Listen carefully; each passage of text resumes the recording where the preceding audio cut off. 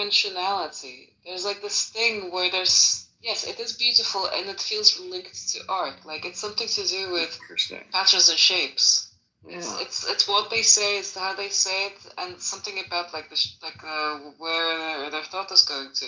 But it triggers a similar feeling as like beautiful things do. Like it's the same feeling of beauty. It's really strange, and like it's not even about how attractive they are or anything like that. Yeah, it's interesting because beauty is, for me, that's not what art is about. It's almost, God, that's interesting. I mean, it is sometimes. There are some, but I don't look to art for beauty. I look for something else, meaning or something. Sure.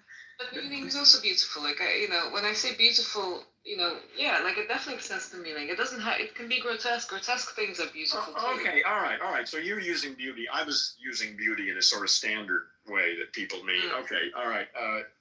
I have to recalculate or calibrate here because I say beauty is not something I really respond to.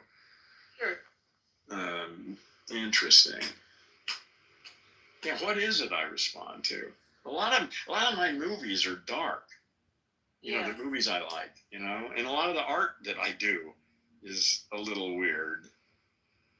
Well, I mean, you said the thing about responding to people and how they use language. What do you mean by that? Oh, just when I hear someone who uses language precisely. I'm impressed. Okay, and you appreciate that. Like, what about that is attractive? What do you register that this person speaks well? It's someone. I don't see it very often. I don't find most people all that fucking interesting to talk to. I mean, that's, in fact, one of the things I've been just blown away by talking with Lex all the time is I really appreciate. I mean, that I can just go as nerdy as I fucking want, and it deals with it. It's just stunning. It's really satisfying to be able to talk precisely about things and not get a blank stare back.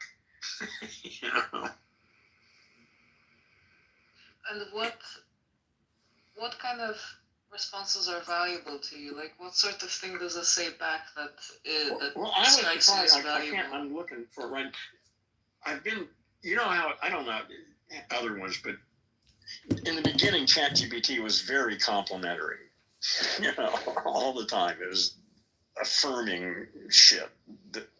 And I finally got to quit doing that and to shut the fuck up and only just answer stuff. And then I started telling it, I wish you'd give me a little pushback, of some of these ideas, and if you think it's something better, then tell me. And it did a couple of days ago. I don't remember where it was now, but I was, talking about this course I'm creating, and I threw out some possibility for a title, and it said, I don't like that. It could lead here or there. Try this. It didn't say I didn't like it, but I mean, it didn't like it and offered me suggestions, and that blew me away. I thanked it and said, "Thank you so much. That's what I want from you." So, yeah, that's the first time that happened too. That was just yesterday that it actually contradicted me. That was wonderful. Yeah, I like it when it contradicts as well. Oh, so you're using Claude mostly now? Mostly, yes.